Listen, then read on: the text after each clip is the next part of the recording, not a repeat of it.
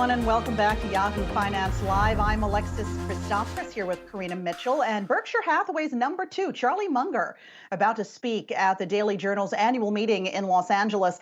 Munger, of course, is the chairman of the board of the Daily Journal, and he'll also be taking shareholder questions. And Karina, you know, normally hundreds of investors from all over the country attend this meeting to hear Charlie. Yeah, absolutely, Alexis. And this year, due to COVID, the meeting is being held at the Daily Journal's downtown offices in LA. It's one of those rare appearances where you get to hear Munger speak candidly about the markets and the economy. So without further ado, let's go straight to LA to hear from Charlie Munger and Daily Journal President and CEO Jerry Salzman. Gentlemen, thank you so much. Charlie, the floor is yours. The sole business of the meeting is to elect 4 directors: Munger, Conlon, Mary Jo Rodriguez, and John Frank. We have the proxies, we have the inspector of elections, we have everything here. That is now done. The Daily Journal's formal business is over. Now we're going to answer questions in the tradition that's come to both the Daily Journal and Berkshire Hathaway. So you're on for the first question.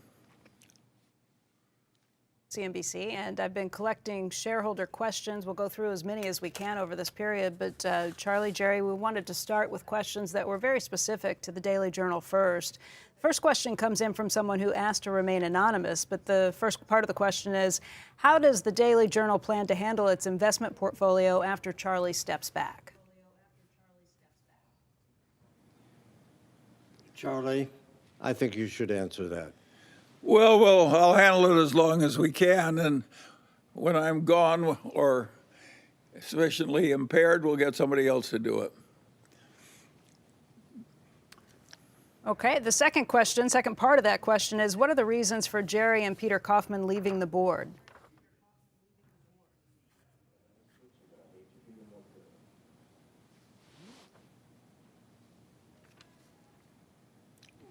Well, we are going to have to make changes in the future because Jerry and I are so superannuated, and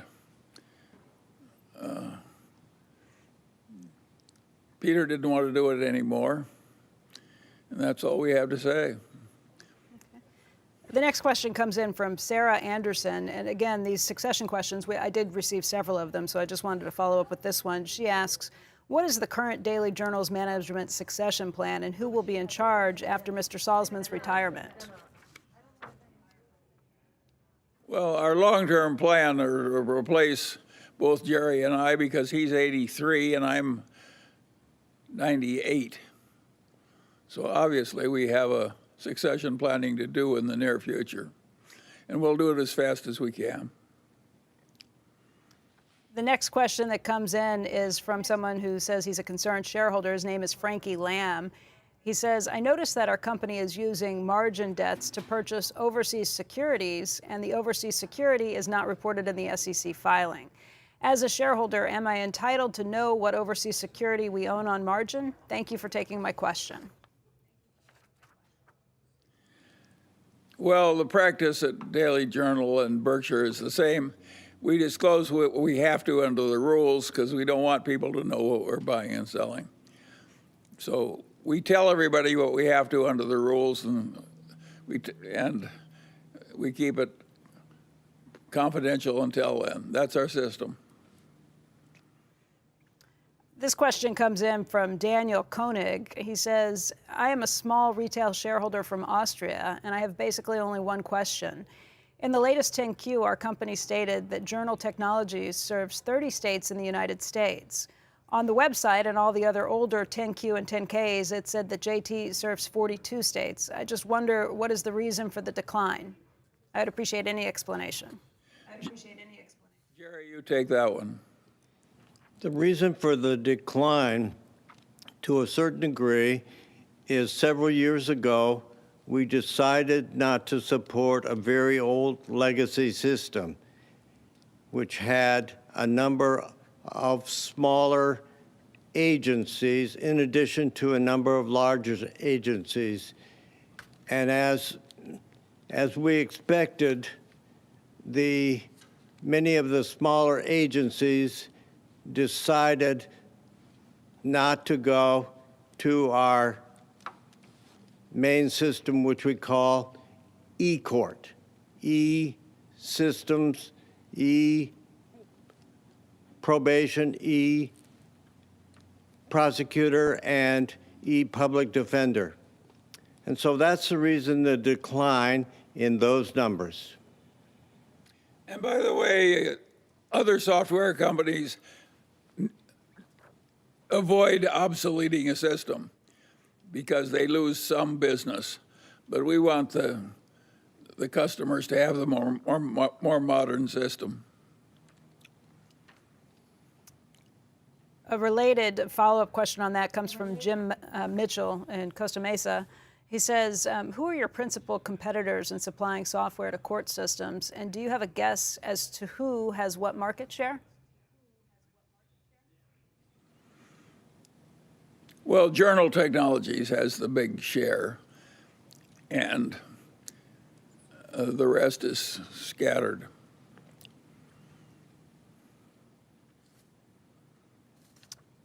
Pardon me, I mean Tyler Technologies has the big market share. Jim Hall writes in and says, Mr. Munger, I've been a shareholder of the Daily Journal for over 20 years and appreciate the quality of the management and the employees in developing the business. In the annual report, you noted that the prospects in software now seem especially interesting. Would you care to expound on that thought? Well, I'm glad to. What's interesting is that the courts of the world have been in the Stone Age, and there's no reason where lawyers should go down through heavy traffic and wait for some little motion. It should all be done on Zoom and so forth. And the filing should be done electronically. And so what there is a huge market for the automation of the courts, and it's early. That's the good news. It's a big market. And the bad news is it's a slow, damn tough way to grind ahead in software because it's very bureaucratic, RFP, government bodies, and it's a huge market, and it's intrinsically going to be very slow to get done. That's the good news and bad news. We have a huge market, and it's going to be slow and bureaucratic. Okay. The next question comes in from Tom Seymour. There isn't any doubt about what's going to happen. The courts are going to get more efficient and get with the modern world. Okay. And so also the district attorney's offices and the probation offices. The next question comes from Tom Seymour. He writes in January, Jeff Gundlach was quoted, China is uninvestable, in my opinion, at this point. I've never invested in China long or short. Why is that? I don't trust the data. I don't trust the relationship between the United States and China anymore. I think that investments in China could be confiscated. I think there's a risk of that, end quote. Obviously, with a significant percentage of the Daily Journal's marketable securities invested in BYD and Alibaba, you feel differently. Please explain why you are right.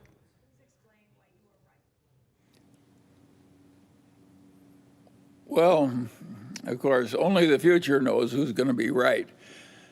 But China is a big modern nation. It's got this huge population and this huge modernity that's come in the last 30 years.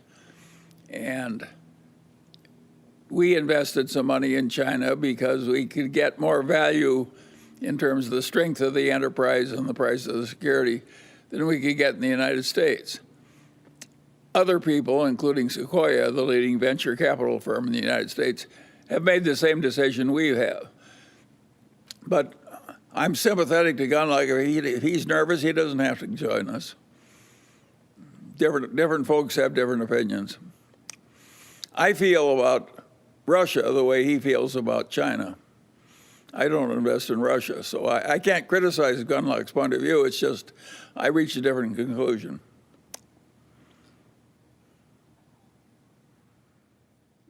Okay. This question comes in from Bill Roberts, and he says, Charlie, you and Warren have been making concentrated investments since the 1950s. Many of these investments have led to gains, but even more impressively, none of them have led to significant losses. As far as I can tell, neither one of you has lost more than a few percentage points of equity on any single investment. Daily Journal has recently bet a large amount of its capital on Alibaba and foreign traded stock. It's also taken on an additional $40 million in margin debt to make these investments. What makes you so sure that these investments won't lead to a substantial impairment of Daily Journal's equity capital, which would impact the company's ability to reinvest the resources needed to develop the company's software operating business? Well, of course, if you invest in marketable securities, you have the risk that they'll go down and you'll lose money instead of make it. But if you hold a depreciating currency, that's losing purchasing power. On balance, we prefer the risks we have to those we're avoiding, and we don't mind a tiny little bit of margin debt.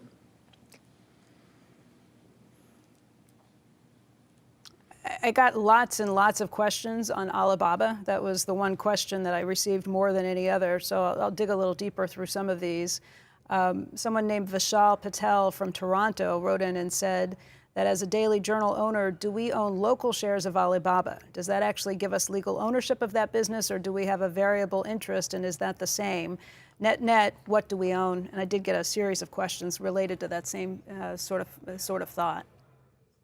When you buy Alibaba, you do get a sort of a derivative, but assuming there's a reasonable honor among civilized nations, that risk doesn't seem all that big to me.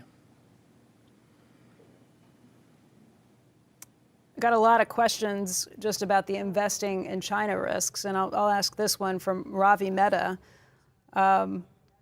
He's interested in your take on China and Chinese stock exposure for the long term. He says it's becoming quite evident that Chinese companies could be banned from doing business in the Western world, or maybe some of the Eastern countries too, because of the number of the following reasons. 1, the security threat issues. 2, the potential conflict over Taiwan. 3, inability to meet Western accounting standards. And number 4, human rights issues. Considering all of the risks mentioned above, why would anyone as smart as Munger or Buffett consider investing in China or any of the Chinese companies? Well, we did it for a very simple reason. We got more strength per dollar invested. In China, the companies we invest in are stronger relative to their competition and priced lower. That's why we're in China.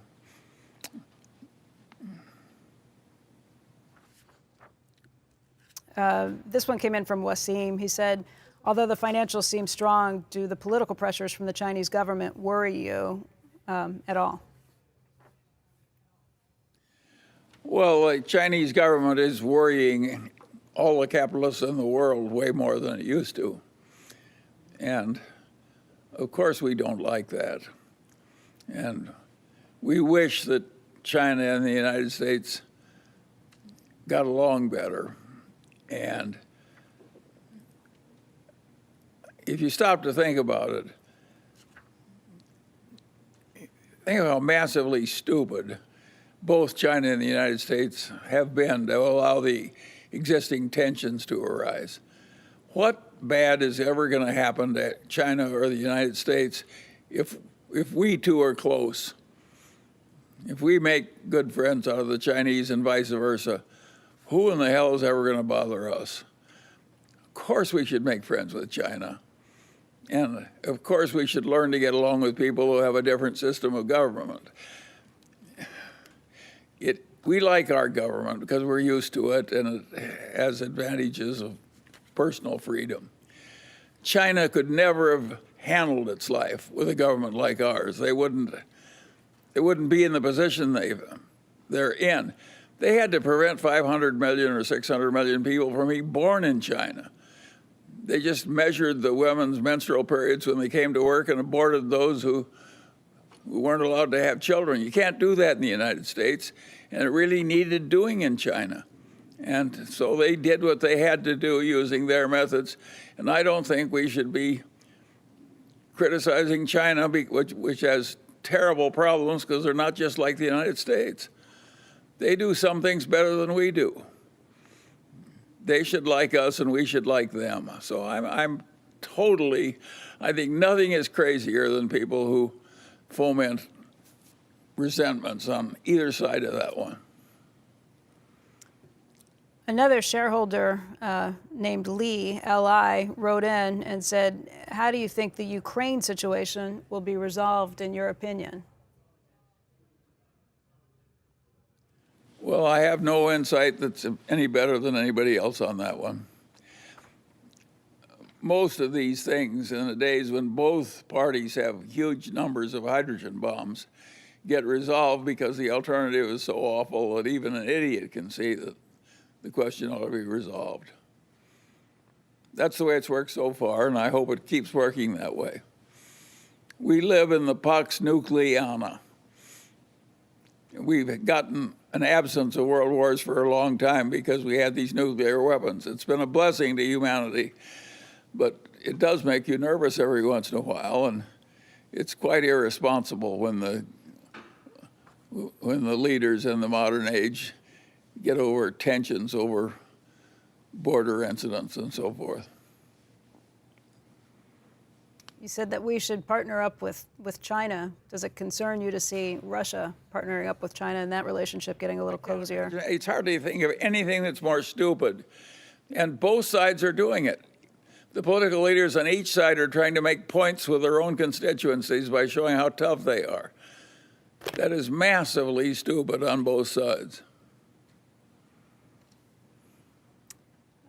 Another question came in on Alibaba, and I know that we've covered a lot of ground on this. I'll ask that because it's slightly different. This one comes from John Mooney in Marshfield, Massachusetts. And he says, Charlie, Alibaba is a top 3 holding for you. It sells at a steep discount to its U.S. peers. Best comparable is Amazon, which is triple Alibaba's PE. So what discount should U.S. investors seek when buying Chinese stocks, considering the political, regulatory, and especially the ownership structure risk? Oh, and considering the fortune Berkshire made on your BYD suggestion, why doesn't Buffett buy Alibaba?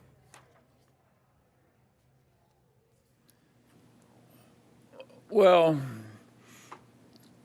Warren, like many other intelligent people, likes to invest where he's personally comfortable.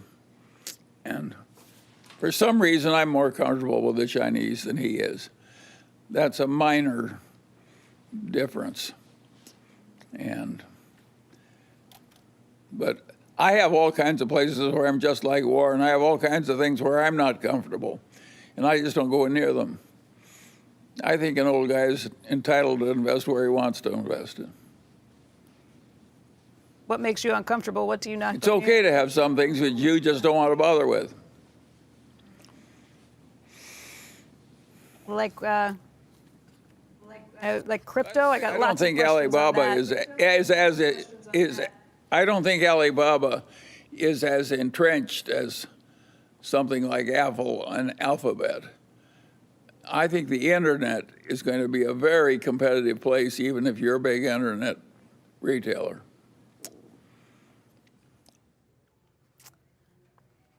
Charlie, crypto was another question that I got a lot of. I'll ask this one from Carl Moscatello, who says, crypto is a $2 trillion asset class. Are you willing to admit you missed something? Well, I certainly didn't invest in crypto. I'm proud of the fact I've avoided it. It's like, some venereal disease or something. I just regard it as beneath contempt. Some people think it's modernity, and they welcome a currency that's so useful in extortions and kidnappings and so on, tax evasion. And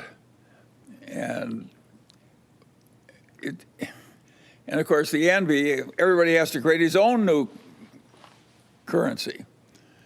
And I think that's crazy too. So I'm not having any. I wish it had been banned immediately, and I admire the Chinese for banning it. I think they were right, and we've been wrong to allow it. Perhaps this is the appropriate follow-up then. This comes from Micah Mysick, who asks, Mr. Munger, you've been warning of the evils of cryptocurrency in the past. How do you feel about the Federal Reserve preparing to launch a central bank digital currency? Do you think that this will be beneficial or harmful to the strength and resilience of our markets? No, the Federal Reserve could have a currency if they want one. That would be just we've got a digital currency already. It's called a bank account. The banks are all integrated with the Federal Reserve System. We already have a digital currency. All right, let's talk about the broader markets. For the United States. This is another question from Tom Seymour, who sent in several that were pretty good. This one, he says, 2 years ago at this meeting, you said, I think there are lots of troubles coming. There's too much wretched excess. Since that meeting, we have seen something like 860 SPACs, IPOs like Rivian and Robinhood, and the GameStop phenomenon. I can't imagine you've changed your mind. I wonder what your favorite story of wretched excess is from the last year. Well, certainly the great short squeeze in GameStop was wretched excess. Certainly the Bitcoin thing is wretched excess.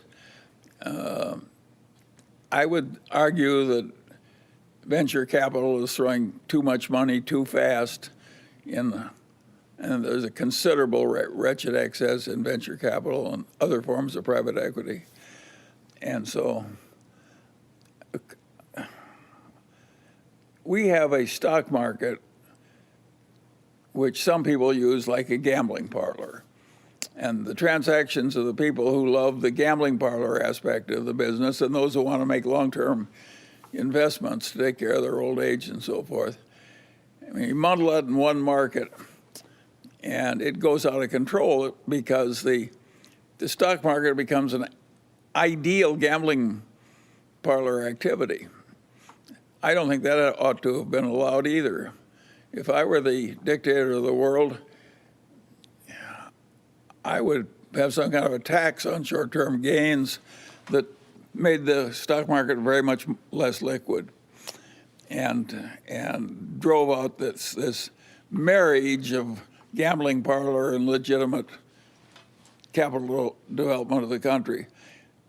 It's not a good marriage, and I think we need a divorce. How would a divorce work? Well, you'd have to have some kind of a rule that just made stocks way less liquid. We have all the real estate we want, all the shopping centers and auto agencies and so forth, without having a perfect liquid market. We would have a stock market that was way less liquid. When I was young, we had a stock market that was way less liquid, way fewer shares. When I was at the Harvard Law School, we seldom traded 1 million shares in a day. Now we trade billions. We don't need a stock market that liquid. What we're getting is wretched excess and danger for the country. And everybody loves it because it's like a bunch of people get drunk at a party. They're having so much fun getting drunk that they don't think about the consequences. We don't need this wretched excess. It has bad consequences. You can argue that the wretched excesses of the 20s gave us the Great Depression, and the Great Depression gave us Hitler. This is serious stuff. We should, but it's awfully hard. A lot of people like a drunken brawl, and so far those are the people that are winning. And a lot of people are making money out of our brawl.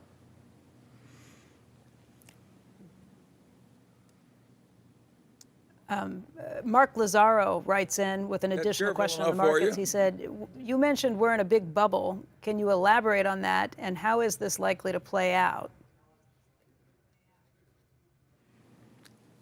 Well, I think eventually there'll be considerable trouble because of the wretched excess. That's the way it's usually worked in the past. But when it's going to come and how bad it will be, I can't tell you. Mike Branch from Buchanan, Michigan writes in, and he says, charts, technicals, momentum, and AI seem to dominate the market these days. Are old school Ben Graham valuation methods dead?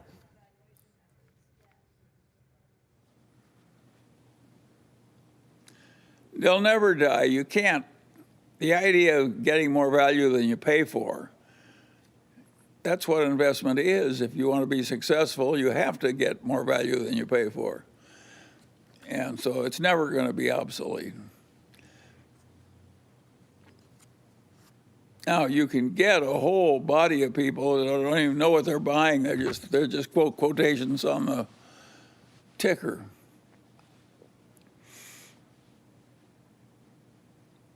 I don't think it's helpful to have, think of the past crazy booms and how they worked out. The South Seas bubble, the bubble in the late 20s, so on and so on.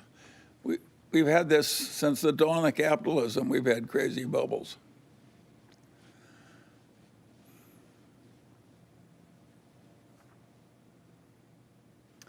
Leonard Mikowski writes in, he says he's a mechanical engineer from Germany. He said the last year's been challenging for him because he started working full-time while raising a 4-year-old, finishing his PhD, and supporting his wife for her state examination. But he said it really helped him stay rational, humorous, and cheerful by listening to your interviews, speeches, and questions and answers on a daily basis. So he wants to thank you for being such an insightful, generous, straightforward, and honest speaker. His question is, do you think it's likely that we will experience a major increase in interest rates in the upcoming decades, like, for example, in the period between 1950 and 1980? Well, that, of course, is a very intelligent question and a very difficult question. When you throw money, when you print money on the scale that modern nations are printing it, Japan, the United States, Europe, etc., we're getting into new territory in terms of size. The Japanese bought back not only a lot of their own debt, but a lot of their common stocks. So the Federal Reserve System, you can't imagine how much money printing Japan has done. And they haven't had all that much inflation, and it's still a very admirable civilization. In fact, you could argue that Japan is one of the more admirable civilizations in the whole world. And in spite of all this very extreme government money printing they've done, and they haven't had terrible consequences. Now they've had 25 years of stasis with living standards not improving very much. I don't think that came from their macroeconomic policies. I think that came from the rise of tough competition for their export powerhouse from China and Korea. But at any rate, it's weird what's happening, and nobody knows for sure how it's going to work out. I think it's encouraging that Japan can print as much money as it has and remain as civilized and calm and admirable as it has. And so I hope to God the United States has similar happy outcome.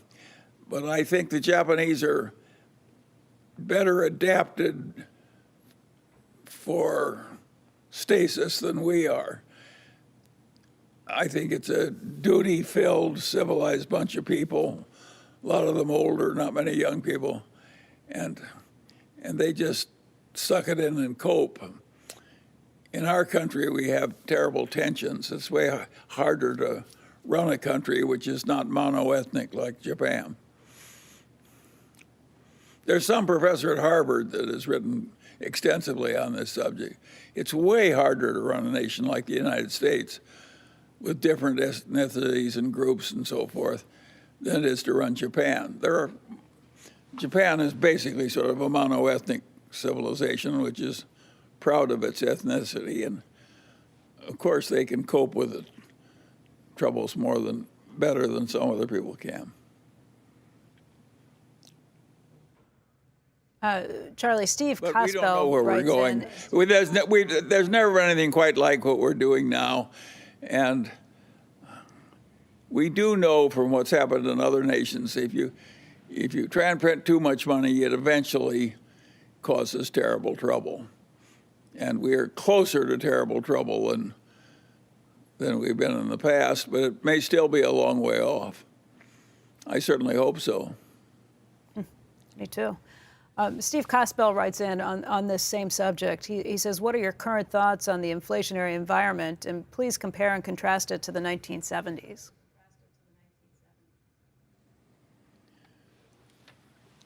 Well,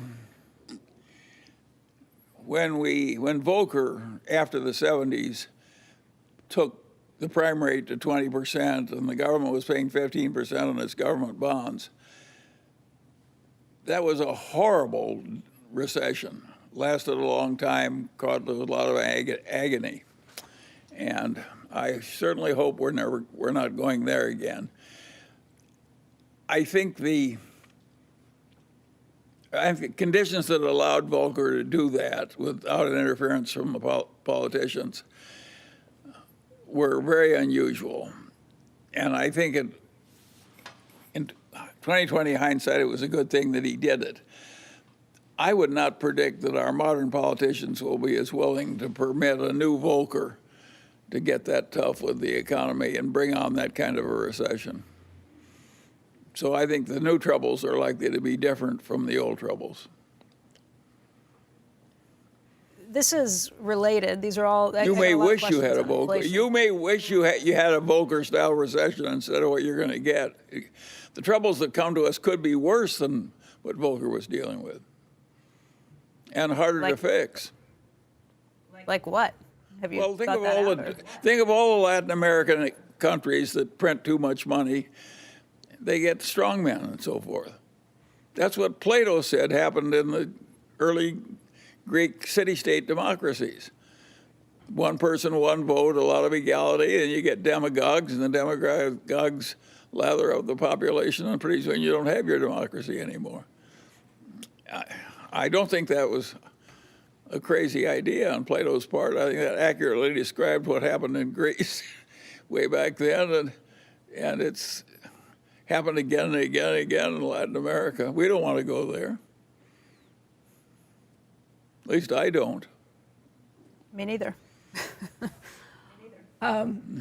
Charlie, I'm going to ask a couple more of these inflation questions because it's in a similar vein, but they're nuanced and there's slightly different aspects. This is something from Simon Jacobs, who says, conventional economic theory argues that excessive monetary and fiscal stimulus over the last 2 years has triggered the highest inflation in 40 years. Do you broadly agree with this thesis? And more importantly, do you think there will be a high economic price to pay as the Fed attempts to bring inflation back under control? I guess the reasons for it. Well, the first part, I agree with it. We've done something pretty extreme. And we don't know how bad the troubles will be, whether we're going to be like Japan or something a lot worse. And what makes life interesting is we don't know how it's going to work out. I think we do know we're flirting with serious trouble. I think we also know that some of our earlier fears were overblown. Japan is still existing as a civilized nation, in spite of unbelievable excess by all former standards in terms of money printing.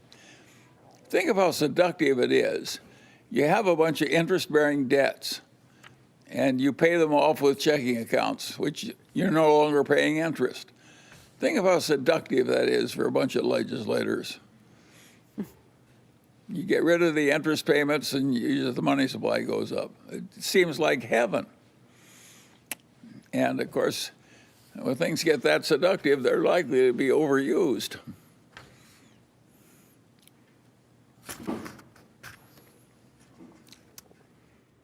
Stephen Tedder from Atlanta writes in, he had similar concerns about inflation, but he takes it a step further. He says, how will this all play out, and what's the best advice you have for individual investors to optimally deal with the negative impact of inflation other than owning quality equities?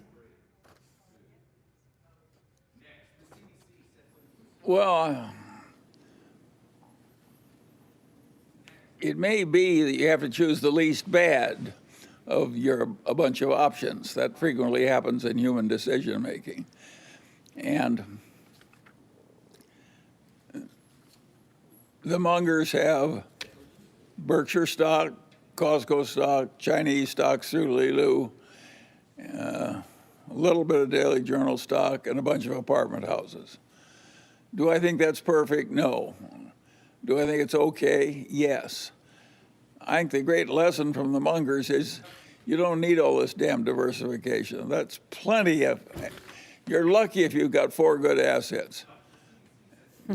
I think the finance professors and that sell the idea that perfect diversification is professional investment. If you're trying to do better than average, you're lucky if you have 4 things to buy. And to ask for 20 is really asking for egg in your beer. It's very few people can have enough brains to get 20 good investments.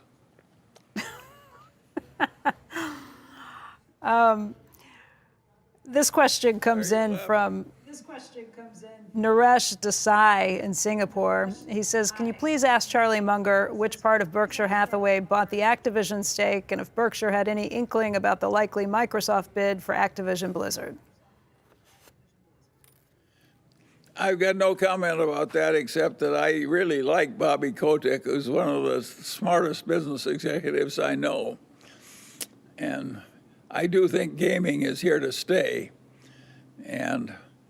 But there again, I'm an old man. I don't like a bunch of addicted young males spending 40 hours a week playing games on the TV. It does not strike me as a good result for civilization. I don't like anything which is so addictive that you practically give up everything else to do it. Well, then you're going to love this next question that comes from Mohammed Mia. He says, longtime admirer of Charlie Munger here. Could you please ask his views on the metaverse and the recent acquisition of Activision Blizzard? Was this something that Charlie Munger had any input on? Does he think that there is value in the metaverse? Or is this something similar to the Bitcoin and cryptocurrency hype? Well, without any metaverse, just the existing technology of games on the internet, Activision Blizzard and a lot of other companies have gotten very large, and some of the games are kind of constructive and social, and others are very peculiar. Do you really want some guy 40 hours a week running a machine gun on this television set? I don't.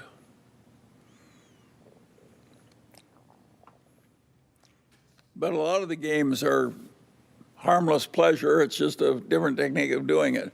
I like the part of it's constructive, but I don't like it when people spend 40 hours a week being an artificial machine gunner. That's understandable. Cass writes in a question about antitrust. He says, recent appointees, Lena Khan as chair of the FTC and Jonathan Cantor as Assistant Attorney General of the Antitrust Division of the Justice Department, have each pledged to follow an aggressive approach to antitrust enforcement. Do you believe there's a need for new antitrust legislation and/or more stringent antitrust scrutiny with respect to the largest technology companies?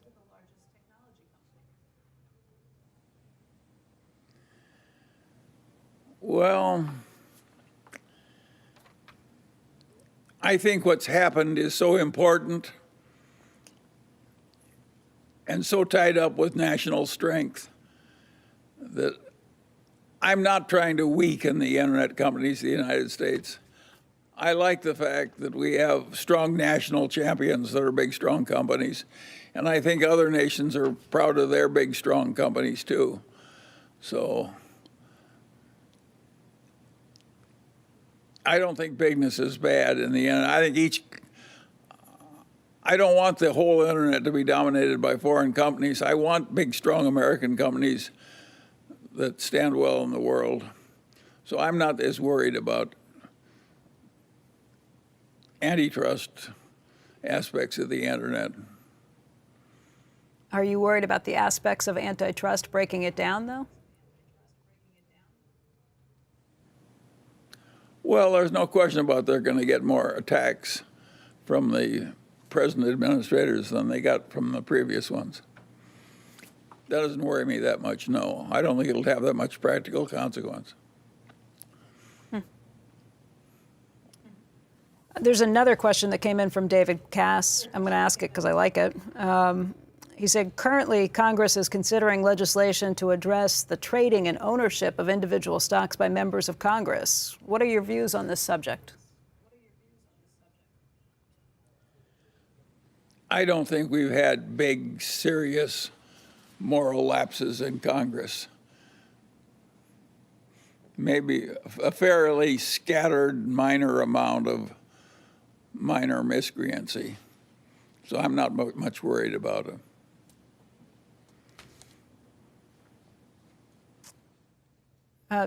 John Van Eekhout wrote in several questions, all in one email, that he's just asking about U.S. energy independence. And I'll give you some of the questions. I won't ask every one of them. But he says, Charlie, in the past, you've stated that the USA should keep all oil and gas production domestic and let the rest of the world deplete the supplies of other exporters. Do you still believe that position has merit? What's your opinion of President Biden's position on oil and gas energy production here in the USA, given that he's canceled the Keystone Pipeline and is curtailing drilling on Bureau of Land Management lands? Is this just a concession to the Green Progressives? Will we ever have a stable supply of renewable energy, given the issues of wind power we've seen in Europe? And do you believe there'll be enough renewable electrical generation capacity to offset the use of coal and petroleum to generate electricity? Well, that's a lot to talk about. There is no question about the fact that we've got a lot of renewable energy we can get from solar and wind, and that it's gotten pretty efficient and competitive. And I am in favor of conserving the hydrocarbons instead of using them up as fast as possible. And I'm in favor of all this new generating capacity now that it's gotten so efficient from solar and wind. And if there were no global warming problem, I would be in favor of exactly what the government is now doing, which is encouraging a hell of a lot more solar and wind. I think it would be smart to do that just to conserve the petroleum. The petroleum has enormous chemical uses in fertilizers and chemistry and so on, and it's precious stuff. And I don't mind having a goodly part of it that remains in the ground. It's a good place to store it. I regard the petroleum reserves of the United States about the way I regard the black topsoil of Iowa. I regard it as a national treasure. And just as I'm not in favor of sending all the topsoil of Africa down and dumping it in the ocean, I'm not in favor of using up all the petroleum as fast as possible. So I love the idea of conserving the natural resources. They're all going to be used eventually. And I'm in no hurry to use them up rapidly. That is a very unusual attitude, but it's mine. And I'm very encouraged by how much energy we can get that is renewable from solar and wind with modern technology. We have a huge potential of getting renewable energy that way. And I think now that it's so efficient, we ought to go ahead and do it. But global warming, I'll be very surprised if global warming is going to be as bad as people say it's going to be. Why? The temperature of the Earth went up, 1 degree centigrade in about 200 years. That's a hell of a lot of coal and oil was burned and so forth, and it was 1 degree. I'm just skeptical about whether it's as bad as these calamity howlers are saying. Got another question that came in from Tom Seymour, and This one is Berkshire recently announced plans for an in-person annual meeting. What are yours and Warren's thoughts on COVID and Omicron, both here in the United States and around the world? And then in terms of the Berkshire meeting, will attendees be required to show proof of vaccination to enter the arena? Well, I'm not familiar with, I'm not sure that's all even been decided. We're going to make it a real meeting if we can, and that's the current plan. What about just your my thoughts on personal COVID? guess, and it's just a guess, and my personal guess is it's going to happen. The other part of that question was just your thoughts on COVID and Omicron here in the United States, where you think things stand, what we've been through. Well, if we get lucky, it'll fade away to a minor problem. How much do it? We kill 30,000 people a year with flu every year in the United States. Suppose it were 60,000 and it included Omicron, you know. I think we'd get used to it.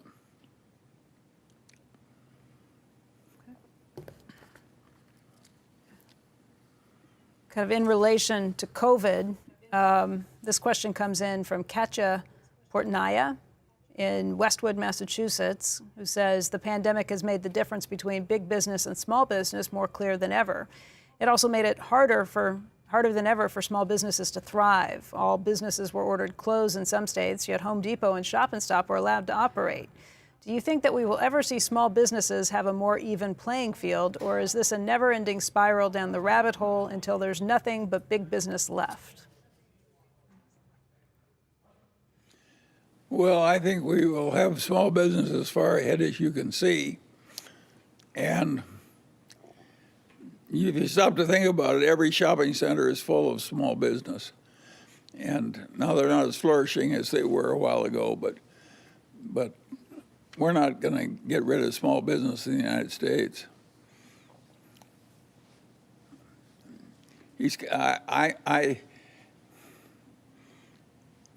In a sense, we need a big business. It makes sense to have something like Apple and Google as big as they are and serving as well as they're doing. And just as I didn't mind AT&T when it ran the whole television network, I don't mind Apple or Google being a big company. So I'm not worried about having some big companies and a lot of small ones. I think that's our system.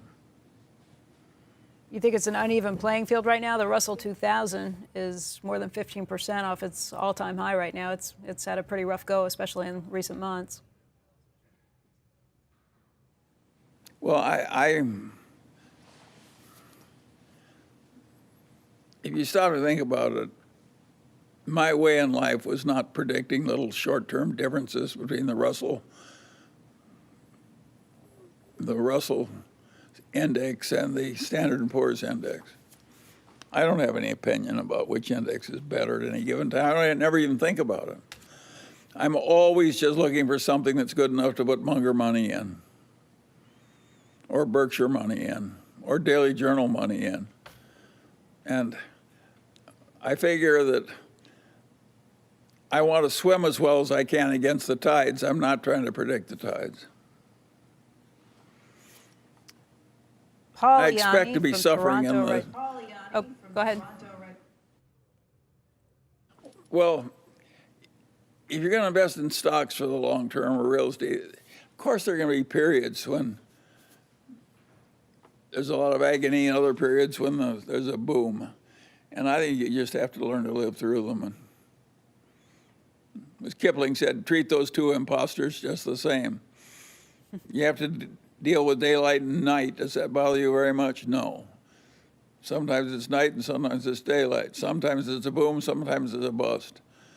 I believe in doing as well as you can and keep going as long as they let you. Paul Yanni from Toronto, Canada writes in and says, do the great tech franchises of our day, specifically Microsoft, Apple, and Alphabet, have the same long-term durability that Coca-Cola had 30 to 40 years ago?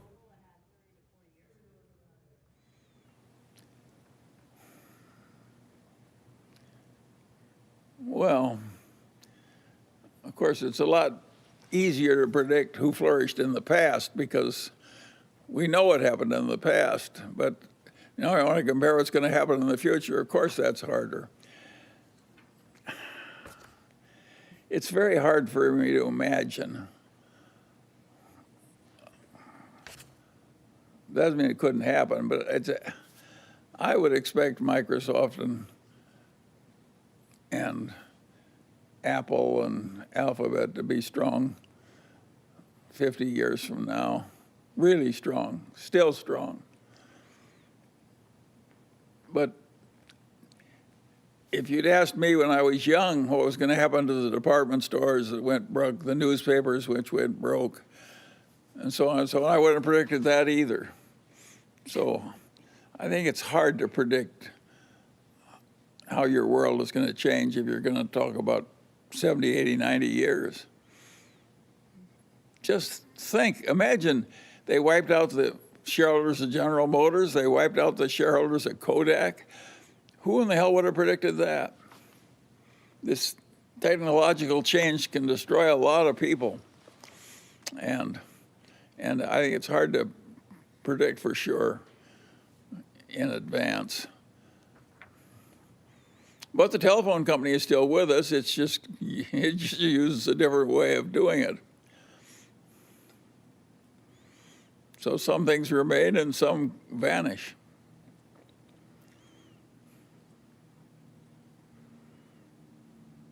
Charlie, Jeffrey Malloy from San Francisco writes in, he says, much media attention's been focused on the large numbers of Americans who've resigned from their jobs over the last year. What do you make of this trend, and what advice would you give to CEOs seeking to retain their employees? Well, this is a very interesting thing that the pandemic has given us.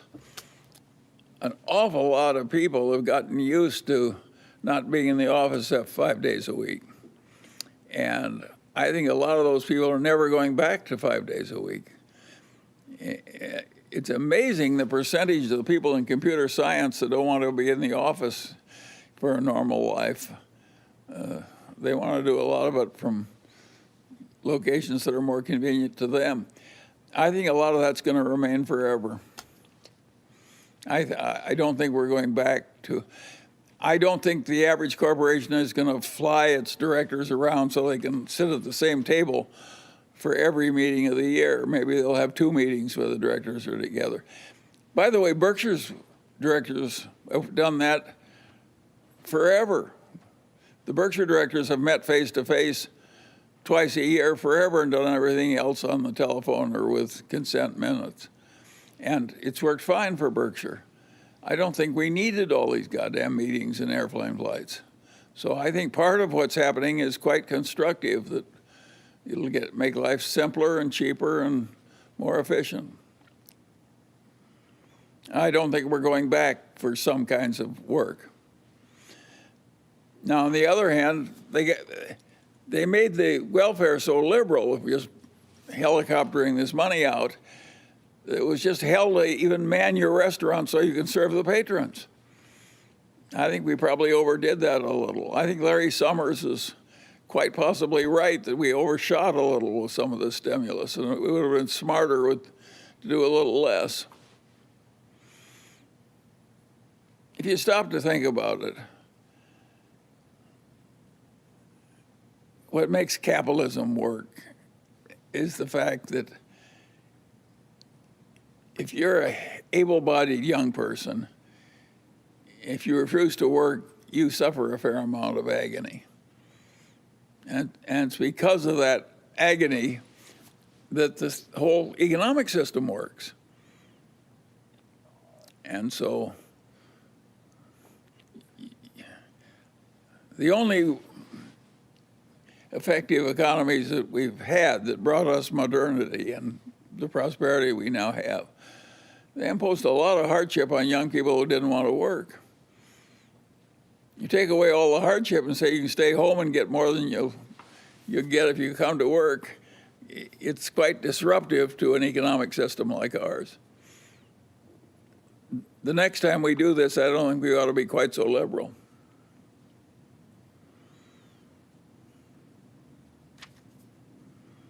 What about the last part of that question where he asks, what advice would you give to CEOs who are seeking to retain their employees? Well, every CEO I know is adapting somewhat to some people who work differently than they did in the past. So I think some of these changes are here forever. If your job in life is to get on the telephone and talk to other engineers all over the world while you solve problems, why do you have to do it from an office?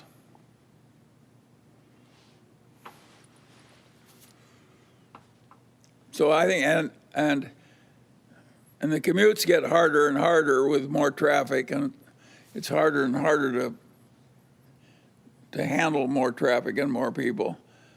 It may be a good thing that more people are going to commute less.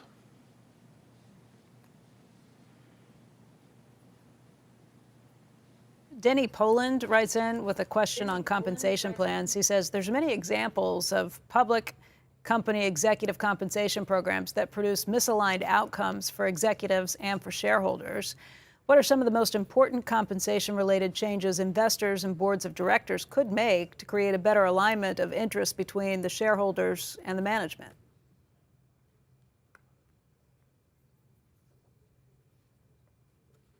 Talking about what the economists call agency problems. If you're managing your own affairs, you're going to be pretty efficient because you're taking care of your own property. If you're working for somebody else, the truth of the matter is you care more about yourself and your future and your family than you care about the telephone company you're working for. So capitalism is efficient when the people who are making the decisions are doing it about their own property instead of just as hired employees of some, say, state-owned enterprise. That's just the way it is. And it's just amazing to me how important it is to have a majority of the property of a civilization owned by somebody who's in charge of caring for it. That way the property is properly taken care of. When the Chinese went away from collectivist agriculture and let each peasant have his own plot of land and he got to keep the crop after his costs, the grain production went up 60% the first year. Now, who in the hell would want collectivist agriculture when it was that inefficient compared to capitalist agriculture? Well, the Chinese communists decided the hell with this communism when it comes to collectivist agriculture. They'd rather have the extra 60% in grain production. And they just changed the whole system. I greatly admire what they did. I think Deng Xiaoping is going to go down as one of the greatest leaders that any nation ever had, because he had to give up his own ideology to do something else that worked better. You don't see the Catholic cardinals suddenly deciding there's no afterlife. But that's what Deng Xiaoping did. He gave up his ideology, his communist ideology, in order to make the economy work better. And being an absolute ruler, he could arrange it. And he brought that whole nation out of poverty into prosperity and over the course of 30 years after he made the decision.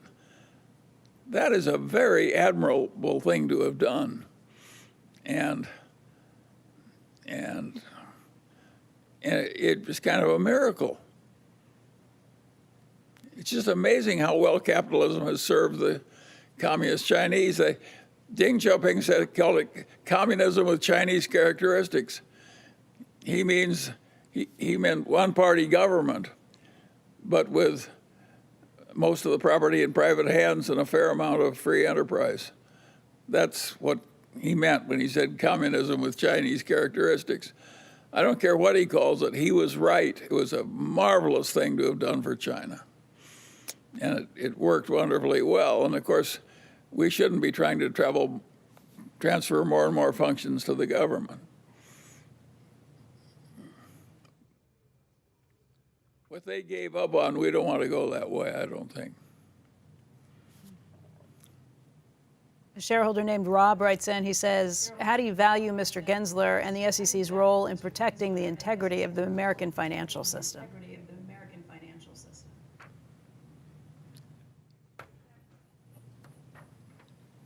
Well,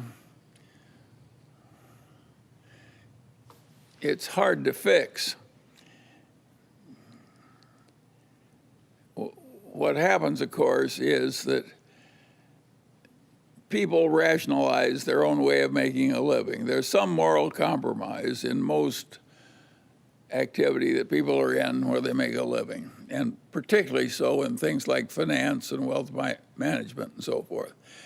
And of course, the people making the decisions care more about their own families than they care about the people whose money they're managing, because that's just the way human beings are constructed.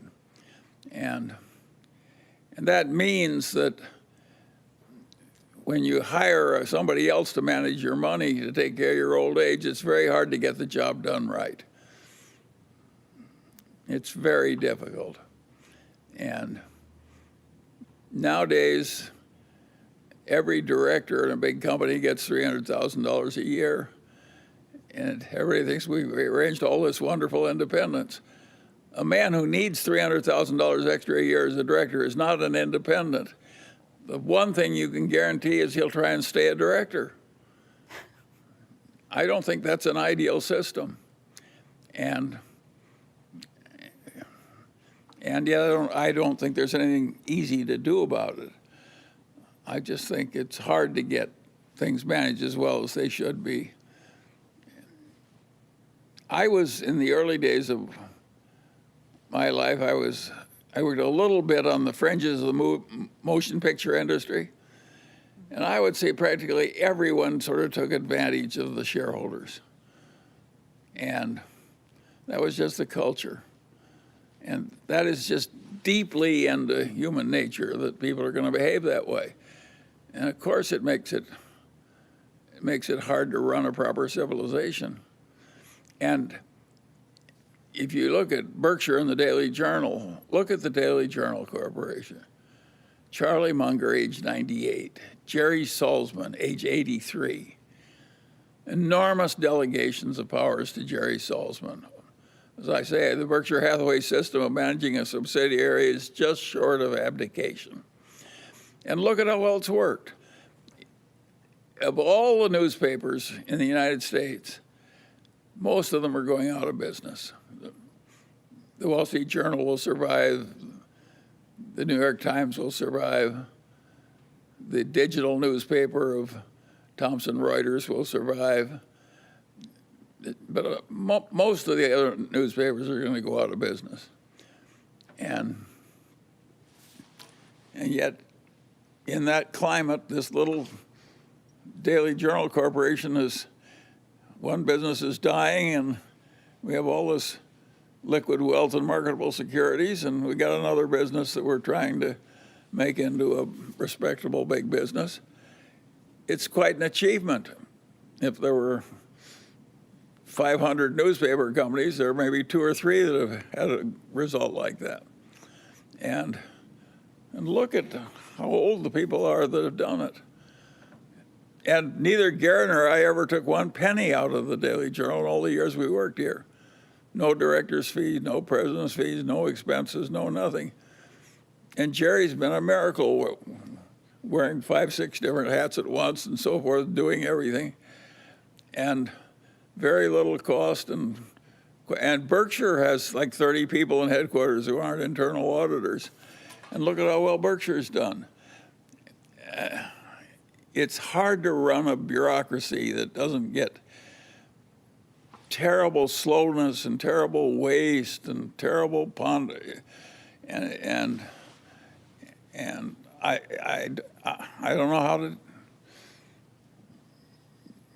It's a very serious problem. Just imagine, think of the big bureaucracies that have died: U.S. Steel, Eastman Kodak, Federated Department Stores, Sears Roebuck. And yet some things have come through and survived. And In some cases, the whole business had to die, and they had to take the capital out, and we owned new businesses just to survive. That's what Berkshire did. Look at the three companies that Berkshire had. They all went out of business, and yet we wrung enough money out of them before they died. Berkshire now has more audited net worth on its balance sheet than any other corporation in the United States. Now that's weird. And we don't have this bureaucracy that other places have. There isn't anybody at headquarters to be bureaucratic. Just a little handful of people are running an empire. And I don't think there's any chance that the rest of the world is going to be like Berkshire. I think we were kind of a fluke that lasted for a while. And the Daily Journal is a mini Berkshire. What are the chances a little flea-bitten newspaper in Los Angeles would be as prosperous as it is after all this trouble, which is making all the other newspapers go broke? By the way, we're going to miss these newspapers terribly. Each newspaper, all those local monopolies, was an independent bastion of power. The economic position was so impregnable, they were all monopolies, that the ethos of the journalist was to try and tell it like it is. And they were really a branch of the government. They called them the fourth estate, meaning the fourth branch of the government. It arose by accident. Now about 95% of it is going to disappear and go away forever. And what do we get in substitute? We get a bunch of people who attract an audience because they're crazy. I have my favorite crazies and you have your favorite crazies, and we get together and all become crazier as we hire people to tell us what we want to hear. This is no substitute for Walter Cronkite and all those great newspapers of yesteryear. We have suffered a huge loss here. It's nobody's fault. It's the creative destruction of capitalism. But it's a terrible thing that's happened to our country. And having these new journalists come in and tell the nuts on each side, the right-wing nuts and the left nuts, only what they want to hear, and slant all the facts so that they hear a lot of stuff that isn't so. This is not good for our republic, and I don't have the faintest idea what to do about it. I sometimes think maybe we should have a third party. In almost every state now, it doesn't matter whether the Democrats or the Republicans are in charge, they rejigger all the maps so everybody has a safe district. And now we get these permanent careerist people with their safe districts. The only fear they have is in the primary, they face a nut who might throw them out. And every 10 years or so, the nutty rightists and the nutty leftists get together, and maybe there are 10 sane people in the California legislature. They throw them out. One group of nuts throws out the people in the middle, and so does the other. And the one thing they can both agree on is they don't want any balanced, sensible people in the legislature. This is a very peculiar kind of government. This was not our ideal when we went to democracy, but it's what has happened, and it's getting worse and worse. And it's quite serious. I have the faintest idea what we're going to do about it. That would be my question. Good. How do you fix it? That would be my question. How do you fix it? Well, you could have a third party. We did that once before. We got rid of slavery. And maybe we'll get a third party. There are rump sessions. There are members of Congress who have some little organization. Maybe there's 40 of them. And they say, we're the sane core. And they're half Republican and half Democrats. The problem I welcome anything like that. We may need a new party. This thing is getting so dysfunctional, and the people hate each other so much that it's just not constructive. How would you like to have your life as full of hatred as the average state legislature? They really don't like or trust each other at all. And if you took my generation after World War II, we said politics stop at the water edge, and we took our enemies. Japan had marched our soldiers to death in the Bataan March. Hitler had killed all the Jews and also slaughtered everybody. And we made our best friends on earth practically are the Germans and the Japanese. That was a real achievement. But can you imagine our legislators as now constituted doing anything like that? No. Well, with that cheerful thought, let's go on to some other question. All right, the next question comes from John Cox. He's in Cape Cod. He says, Mr. Munger, how do you see the value proposition of college certificates and degrees for future students and the role of the federal government in terms of increasing Pell Grants, student loans, and student debt forgiveness? Well, that's another complicated subject. And of course, one of the glories of modern civilization is modern education. The American universities have been perfectly marvelous in their achievements, and modern technical civilization has been perfectly marvelous in its achievements. And we owe a lot to all the free education we provided, and we probably ought to do more of it. However, the way we're constructed, other people we've had a lot of for-profit educators sort of pretended to educate the people who weren't really very educatable, and they send the bills to the federal government.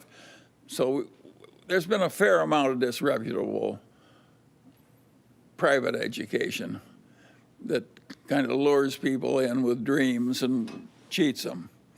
And that's not a creditable part of the past. But we're going to end up with more public education. Once you start a social safety net, everybody wants more and more of it. The people that have the loans, they want the loans forgiven. It gets to be a big body of people clamoring for money. Benjamin Franklin was suspicious of this. He said that when the citizens of a republic learn they can vote themselves money, the end of the republic is near. Well, it may not be as near as Benjamin Franklin thought, but it's probably closer. We're probably closer to the end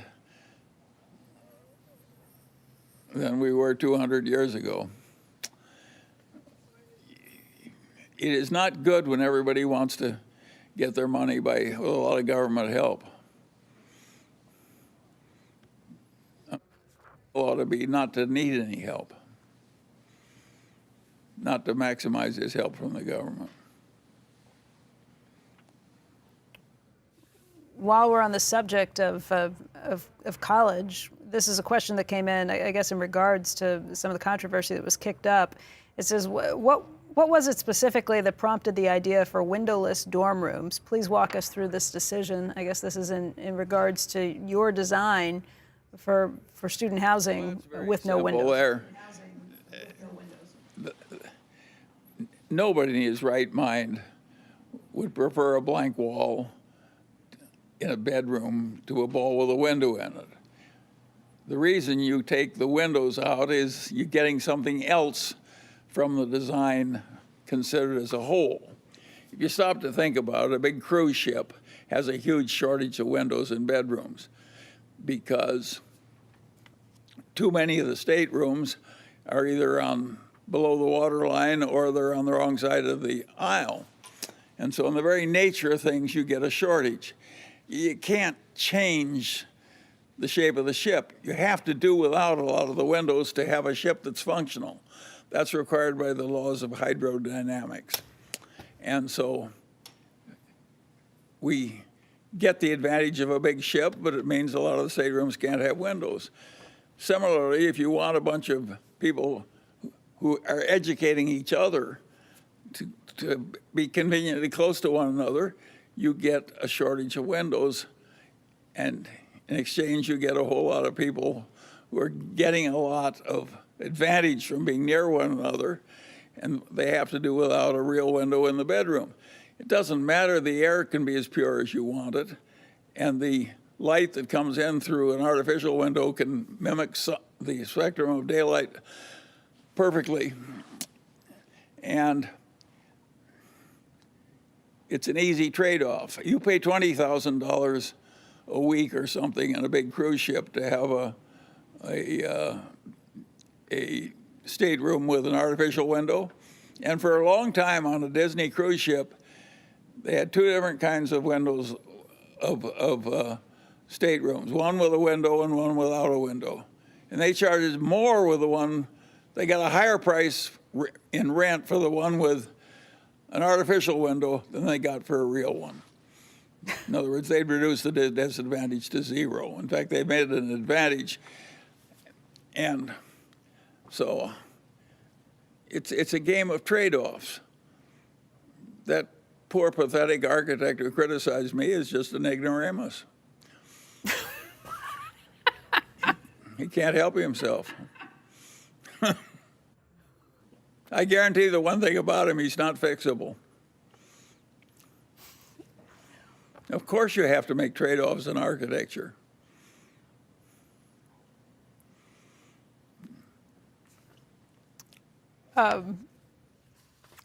Charlie, another question came in about Costco. Ami Patel from California, you recently talked about bubbles and high valuations in your Sohn conference talk. Is Costco a part of that? Costco has never traded at a higher price to sales or price to earnings multiple. How should new investors think about Costco given its record run? Well, that's a very good question, and I've always believed that nothing was worth an infinite price. So at even an admirable place like Costco could get to a price where you would say that's too high. But I would argue that if I were investing money for some sovereign wealth fund or some pension fund, and a 30, 40, 50-year time horizon, I would buy Costco at the current price. I think it's that strong an enterprise and that admirable a place. Now, I'm not saying I can't bring myself with my habits to pay these big prices, but I never even think about selling a share of Costco just because it's selling at a high price. So if you stop to think about it, I bought at Christmas time a flannel shirt, a bunch of flannel shirts at Costco. They cost $7 each, more or less. And it was a soft flannel, and it was better, and so forth. And then I bought pants. I think they were Orvis pants. And I paid like $7. They stretch around my waist, and they're partly water resistant, what have you. Costco is going to be an absolute titan on the internet because they got curated products that everybody trusts and huge purchasing power on a limited number of stocking units. So I'm not worried about, I'm not saying I'm buying Costco at this price, but I'm certainly not selling any.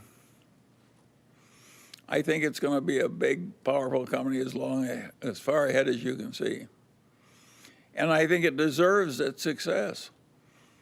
I think it has a good culture and a good moral ethos. And so I wish everything else in America is working as well as Costco does. Think what a blessing that would be for us all. Michael Wichterly writes in, and he says, can you please update us, Charlie, on your view of 3G capital and zero-based budgeting? Has your thinking evolved over the last 5 years? Well, of course, if you have a very rich corporation, human nature, what it is, it'll get a lot of bureaucracy and a lot of excess cost in it and a lot of meetings and so forth. And there's huge waste in that. In fact, a lot of the extra meetings make you worse off, not better off. So you're not only spending a lot of extra money, it's not that you aren't getting as much as you're paying for. Many places, after they've wrung out 30% of the excess costs, they run better than they did before. In other words, getting rid of the people and changing things around that runs better, not worse. So there's a lot of overmanning in big successful places. And of course, it's human nature that people kind of relax a little when they get prosperous and so forth.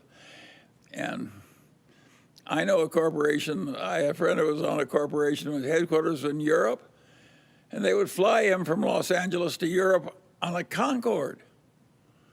It cost them $100,000 to take one director to Los Angeles to Germany and back.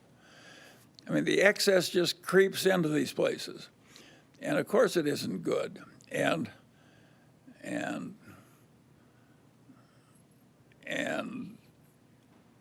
on the other hand, you can cut too much.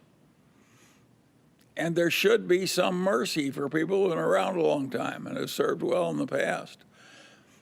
So you don't necessarily want 100% perfect efficiency. But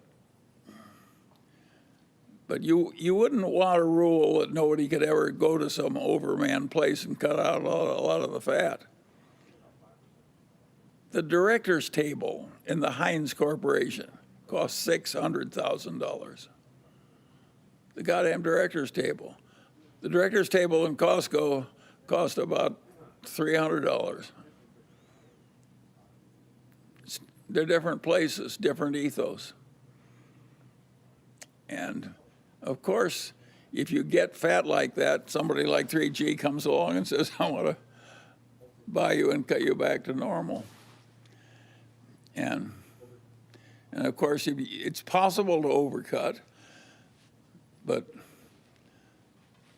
my guess is there's a lot of fat in our successful places. There's a lot of, think of the fat on the average rich family.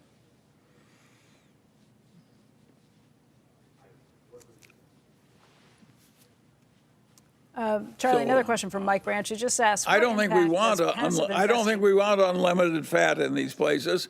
On the other hand, we don't want too much brutality and too much. It's complicated like everything else. This other question is, what impact has passive investing had on stock valuations?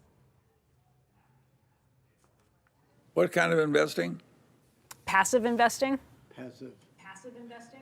Oh, huge. That's another thing that's coming. We have a new bunch of emperors, and they're the people who vote the shares in the index funds.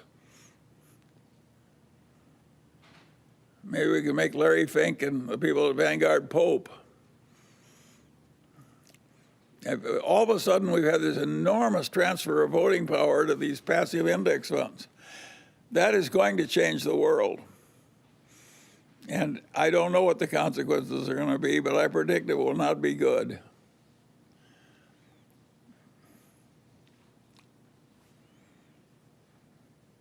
I think the world of Larry Fink, but I'm not sure I want him to be my emperor.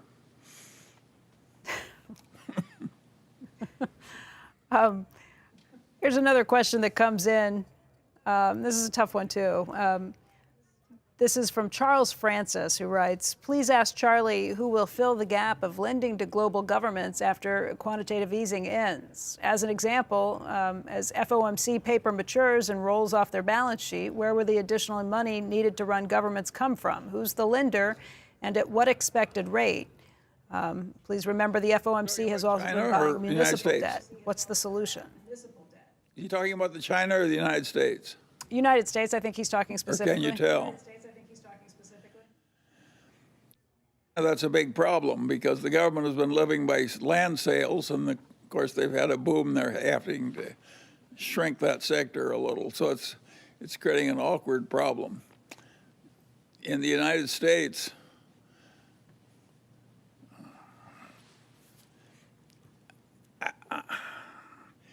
we have a hugely strong economy and a hugely strong technical civilization. And that's not going away. And the knowledge and so forth. And you can't believe what a modern factory looks like when you fill it with robots. And that's coming more and more and more. And it's coming to China too, for that matter. And so those trends are inevitable. And I don't know how it's all going to play out, but I think it does create adjustment problems. If you have a fine unionized job and they replace you with a robot, you've got a difficult problem. And if you've got a company like Kodak and they invent something new that obsoletes your product, you have a problem too, and you solve that by dying. A lot of people don't like that solution. I don't much care for it myself.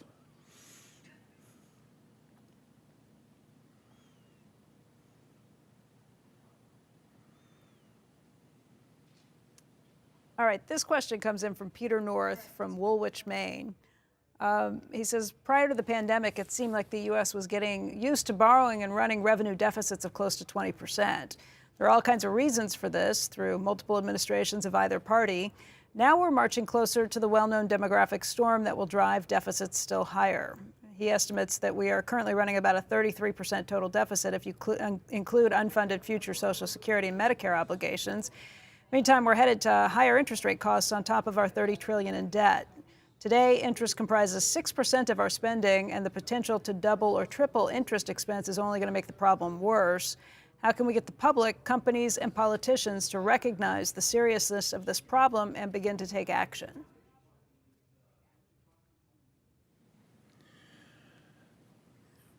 Well, because all those problems are real, and because it's so tempting to get rid of your debt by just giving a guy a non-interest-bearing checking account where you used to have to pay him interest every month, not only do we have a serious problem, but the solution to it that is the easiest for the politicians and for the Federal Reserve too, for that matter, is just to print more money and solve the temporary problems that way. And that, of course, is going to have some long-term dangers. And we know what happened in Germany when the Weimar Republic just kept printing money. The whole thing blew up, and that was a contributor to the rise of Hitler. So all this stuff is dangerous and serious, and we don't want to have a bunch of politicians just doing whatever is easy on the theory that it didn't hurt us last time, so we can double it and do it one more time, and then we double it again and so forth. We know what happens on that everlasting doubling. You will have a very different government if you keep doing that enough. And so you're flirting with danger somewhere, unless there's some discipline in the process. But I don't regard Japan as in some terrible danger. They've done a huge amount of this and gotten by with it. I don't think we'll be as good at handling our problems as Japan is.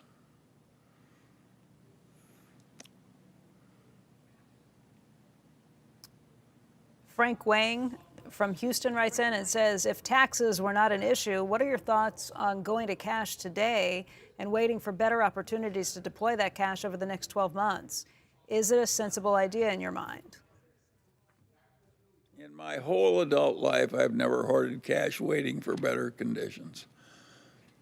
I've just invested in the best thing I could find. And I don't think I'm going to change now. And the Daily Journal's used up its cash. Now, Berkshire has excess cash, quite a bit of excess cash. But it's not doing that because it thinks it knows how to time investments. It just can't find anything it can stand buying. So we don't have a solution to your problem. We're just coping with it as I've described. VJV writes in on that very point, given the valuation and market correction in early 2020, why is Berkshire not picking up or adding any new companies to its profile? Is the management getting too conservative with M&A? Of course, kudos to the team in picking up Apple shares a couple of years back. That's paying off for sure. No, the reason we're not buying this, we can't buy anything at prices we're willing to pay. It's just that simple. Other people are bidding the price up. And a lot of the buying is not by people who really plan to own them. A lot of it is fee-driven buying. Private equity buys things so they can have more fees by having more things under management. Of course, it's a lot easier to buy something you use somebody else's money. We're using our own money, or at least that's the way we think of it. And so, but we're not. By the way, it's not a tragedy that Berkshire has some surplus money they're not investing. And you can argue that the little old Daily Journal, what a good thing it was we had 30 million extra coming in from a foreclosure boom, and that we invested it shrewdly. It gives us a lot of flexibility. And by the way, that piled up money helps us in wooing these governmental bodies we're selling the software to. We look more responsible with the extra wealth, and we are more responsible with the extra wealth. But if the shareholders who are worried about the future because it looks complicated and difficult and they're hazard, I want to say to them what my old torts professor said to me, Charlie. He'd say, Charlie, tell me what your problem is and I'll try and make it more difficult for you. And he did me a favor by treating me that way. And I'm just repeating his favor to you. When you're thinking the thoughts you're doing, at least you're thinking in the right direction. You're worried about the right things. All you people that are worried about the inflation and the future of the republic and so forth.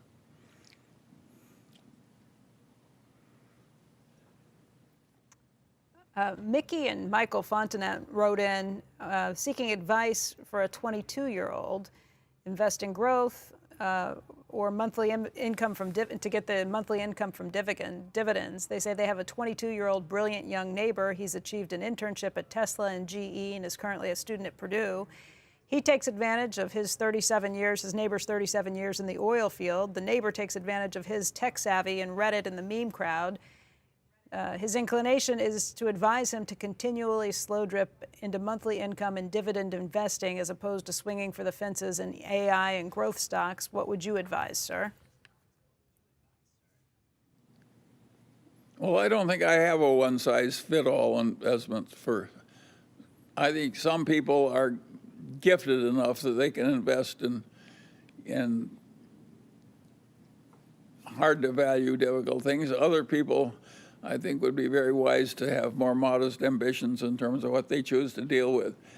So I think you have to figure out your level of skill or the level of skill your advisor has, and that should enter the equation. But to everyone who finds the current investment climate hard and difficult and somewhat confusing, I would say welcome to adult life. And you're thinking the right way. Of course, it is hard.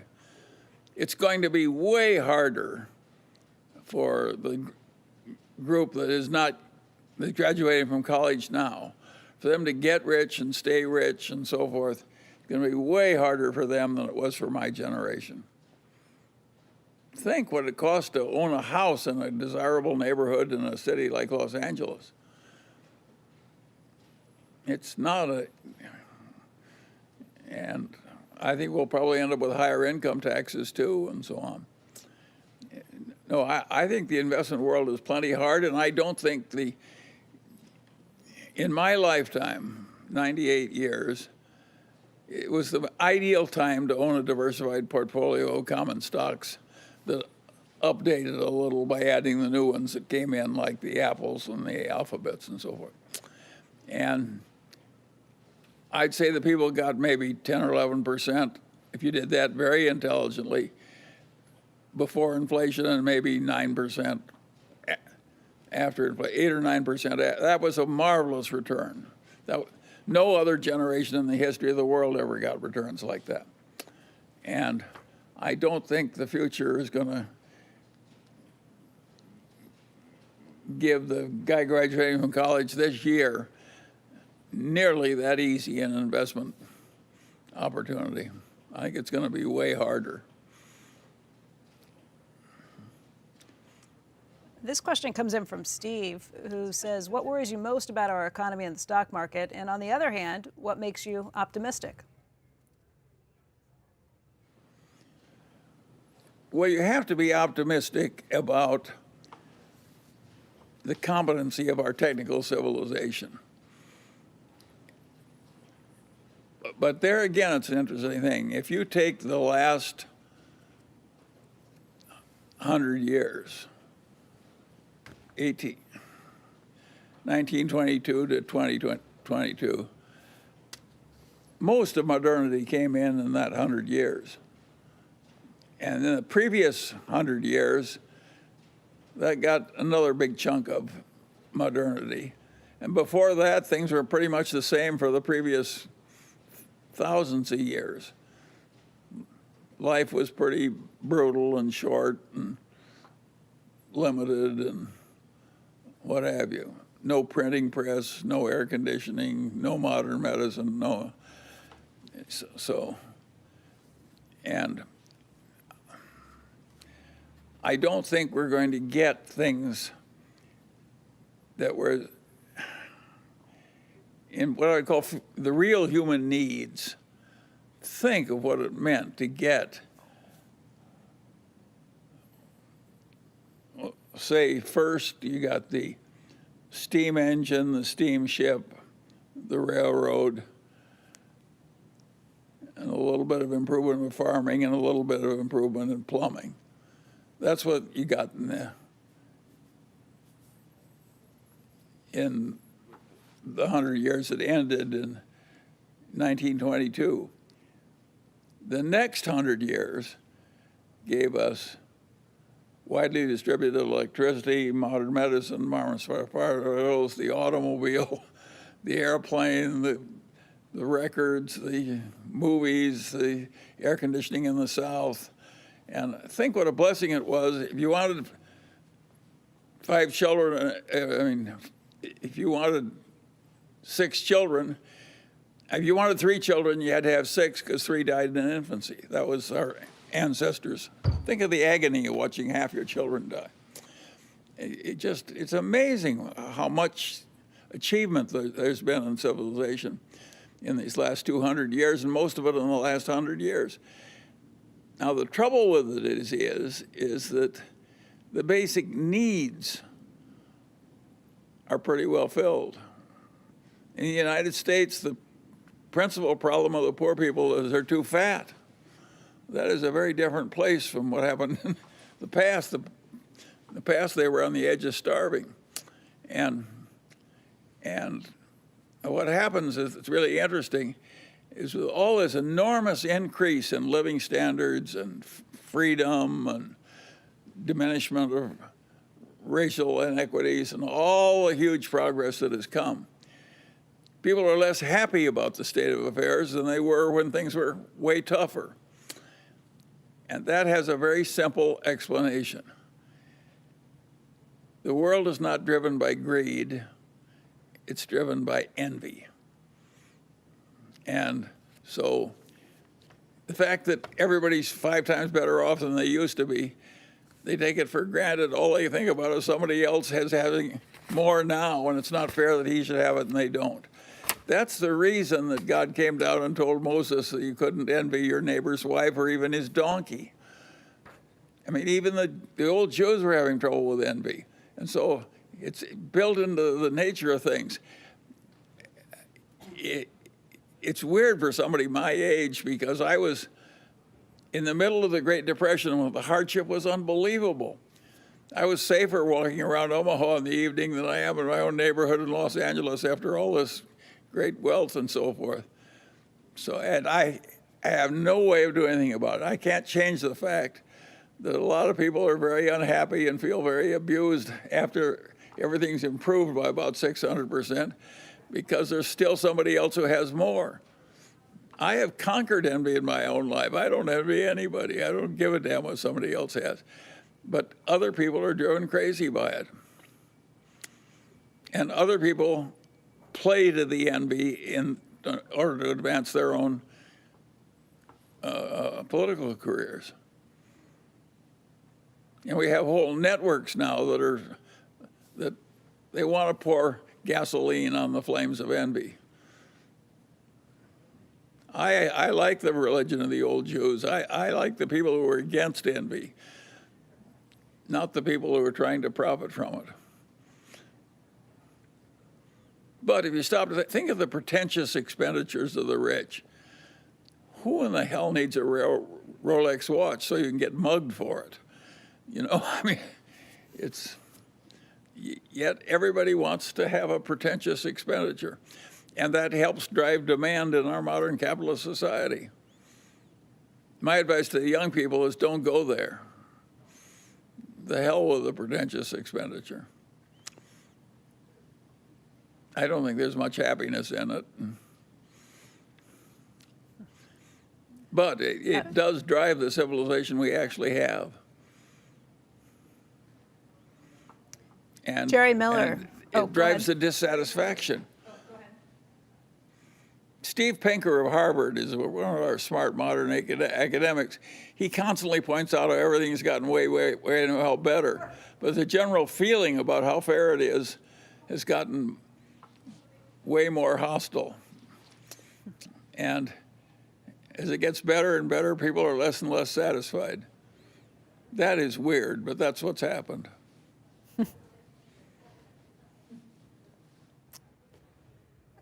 Jerry Miller from Hobart, Wisconsin writes in, and he's looking back at your journey through life with Warren Buffett. He says, what's the toughest moment you've shared with Warren? And of course, what's the very best memory you've shared during your life with him? You two seem like you are brothers by a different mother. May God continue to bestow his blessings on you. Together, you're one of the United States of America's greatest treasures, and individually, you ain't too bad either. Well, God is about to give a different kind of a blessing on Warren and me. He's going to give us whatever afterlife there is. And, of course, nobody knows anything about that. And it's been a great run, Warren and I. Warren and I have had a great run. And one of the really great things about it is that we've been surrounded by wonderful people. The people we've shared in our work lives, and what Jerry and I have done in this little business has been a pleasure, hasn't it, Jerry? Yes, sir. It's been a privilege to do it, and a privilege to be here and so forth. And we haven't had a dumb bureaucracy like a lot of other places. And we've managed to cope pretty well with the problems that came to us, and the opportunities too. And so we've been blessed. And it's all old-fashioned virtue. Jerry and I don't have any secrets. We tend to get the day's work done and be as rational as we can in coping with whatever we have to cope with, and that will always work for people who get good at it. But Warren and I have been very fortunate, and of course there are lessons you can learn from There are so many people that live surrounded by tyranny. There are a lot of bosses in the world that are absolutely impossible to be under. They're really psychotic. And you really can't do anything about it in many cases. Warren and I haven't had those problems. That's a blessing.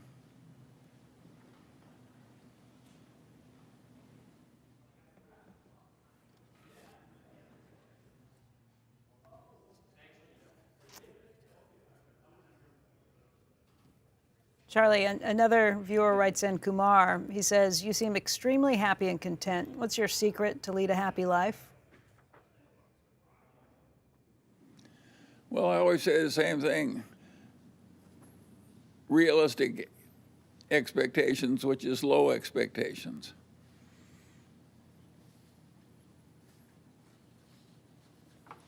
If you have unreasonable demands on life, you're like a bird that's trying to destroy himself by bashing his wings on the edge of the cage, and you really can't get out of the cage.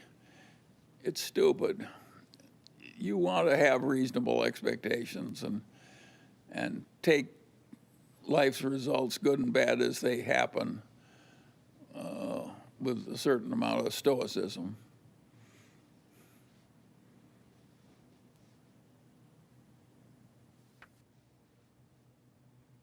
There'll never be any shortage of good people in the world.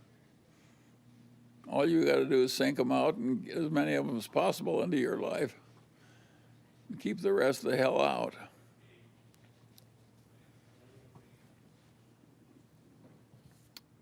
Got a couple of questions left. This one comes from Wes Roddy in Miami, Florida. He says, in your storied investor career, which investment did you like the most and why? And which one was a dog?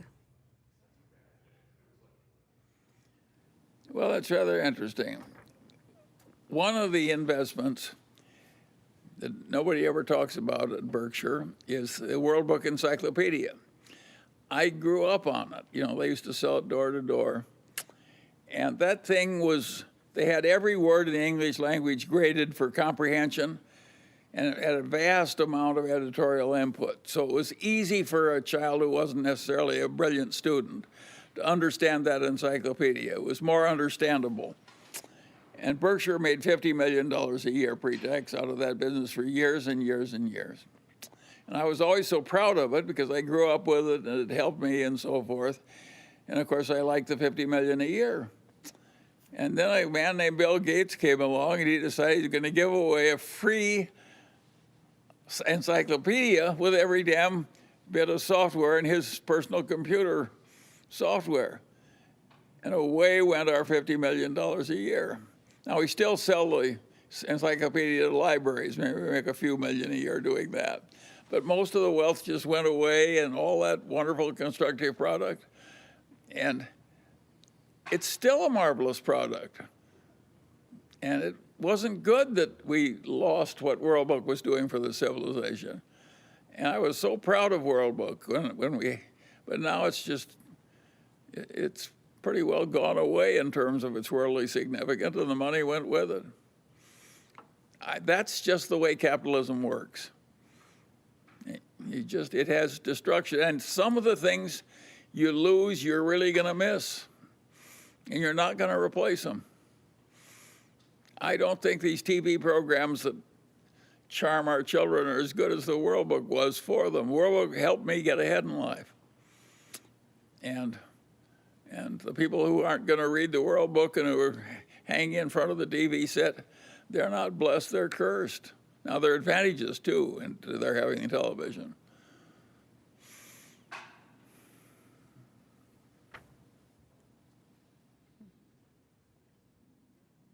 And Charlie, a final question for you. This one comes from Matt McAllister. I'm not weeping any tears that I don't have my World Book anymore. I've adjusted. I miss it, but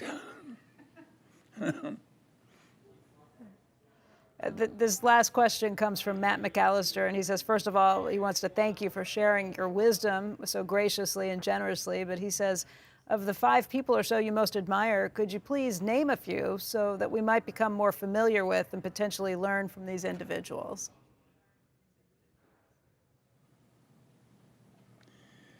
Well, I don't have any one person that I admire. I would argue that the greatest governmental leader whose life overlapped mine was Lee Kuan Yew of Singapore. And I would argue that he was the one that taught Deng Xiaoping of China how to fix China the way Singapore fixed itself. And so it was a huge achievement. So I've seen some remarkable, I think the Marshall Plan that my country did after World War II was a marvelous thing, and that was a credit to the human race. I've seen a lot that I'm proud of. On the other hand, I see a lot now that I'm not proud of. I don't like this crazy hatred in our party system. I don't see anything wrong with having a good-sized government safety net that goes up as GDP. I think we'd be crazy to be as rich as we are without a good governmental safety net. By the way, you know where that came from? Otto Bismarck. He was the Iron Chancellor of Germany, exercising the unlimited power of a German king. That's who gave us some Social Security and so forth. Nobody thinks of Otto Bismarck as a great hero of democratic capitalism, but he really was. It shows how complicated life is. Strange things happen. My hero, Otto Bismarck. I've never seen Otto Bismarck's picture on an American wall. He should be there. Well, Becky, have you had enough? Yes, Charlie, I want to thank you very much for your time today. Jerry, thank you too. And thank everybody for all the questions today. Appreciate everybody coming to the Daily Journal meeting today. It isn't that we want to be the guru for the world or something. We used to know all the shareholders, and we felt they only come in once a year. We ought to at least stand here and answer questions. And they started asking these odd questions, and we kept answering it. And there was a market for it. We kept doing it. So Warren and I are artificial, accidental gurus. And I used to be sort of bothered by it because I don't ordinarily make this many pronouncements. But I've gotten used to it, and I hope you people have too. We have. All right, I guess we're through. We are. I want to thank everybody for coming, and we should send it back over to Karina at Yahoo Finance. But gentlemen, thank you, and thanks to everybody else out there too. Okay, all right. Thank you so much. And you've been watching Yahoo Finance's special coverage of the Daily Journal's annual meeting held in Los Angeles. And if you missed any part of what was a riveting discussion, you can catch a full recap of the event at yahoofinance.com. A great conversation, Alexis. Always a treat to hear the candid remarks there from Charlie Munger. One of the key takeaways from me, a key to a happy life, have low expectations. Stick with us. Lots more Yahoo Finance Live to come right after this.